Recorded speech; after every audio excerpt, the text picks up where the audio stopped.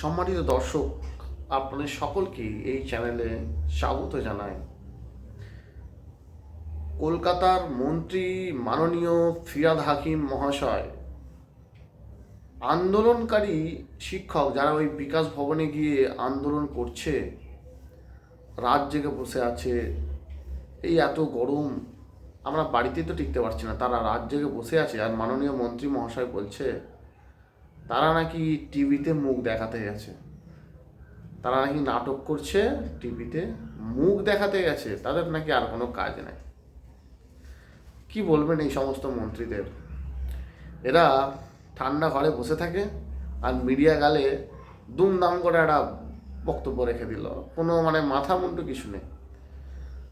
ওইখানে গেলে আপনারা দেখতে পাবেন যে কত মহিলা যাদের হয়তো বিয়ে শাদী হয়ে গেছে, ছোটো ছোটো বাচ্চা আছে, তারা 5-7 বছর চাকরি করছিল, সেই চাকরি চলে গেছে, এখন তারা সেই চাকরি ফিরে পাওয়ার জন্য তারা এই আন্দোলন কিন্তু চালাচ্ছে। তাদের বাড়ি আছে, ঘরদোর ছেড়ে রেখে বাচ্চাদেরকে তারা কোনোভাবে কারুর কাছে রেখে এসে কত কষ্ট করে তারা কিন্তু এই জায়গায় যাচ্ছে, যে আন্দোলন চালাচ্ছে, যাতে করে তারা ওই চাকরিটা আবার ফিরে পায়। তাদের হকের চাকরি, তারা বহুদিন পড়াশোনা করেছে, করার ফলে তারা এই চাকরিটা পেয়েছে। আর মন্ত্রী মশাই বলছেন তারা নাকি টিভিতে মুখ দেখাতে গেছে। তো মন্ত্রী মশাইয়ের একটু জানা উচিত যে টিভিতে মুখ দেখাতে রাজনীতি যারা করে তারা যায়, এই সমস্ত এমএলএ এমপি মন্ত্রী এরা যায়। আর টিভিতে মুখ দেখাবো, একটু হাত নিয়ে দেবো, টাটা করে দেবো, আর ব্যাস ভোট জিতবো, এইসব ব্যাপার। আর যেখানে শিক্ষকরা যারা নিজেরা এত ভালো পড়াশোনা করে, এত সময় দিয়ে, এত কষ্ট করে চাকরি পেয়েছিল, আর অনেকে তো অসৎ উপায়ে চাকরি পেয়েছে, তাদের জন্য এই যারা চাকরি অরিজিনালি পড়াশোনা করে চাকরিটা পেয়েছিল, তাদের চাকরিটা চলে গেল। খুব দুঃখের বিষয়।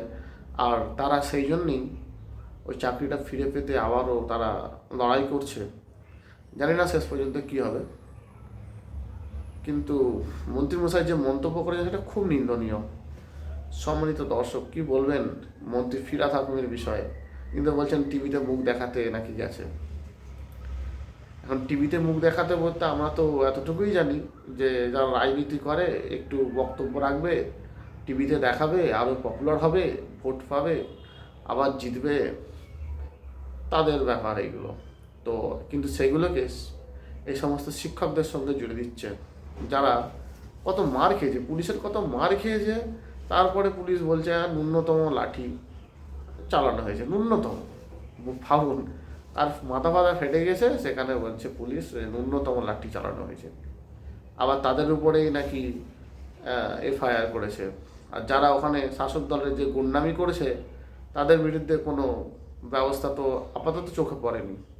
কি বলবেন? অবশ্যই আপনার মন্তব্য কমেন্ট বক্সে কমেন্ট করে জানাবেন।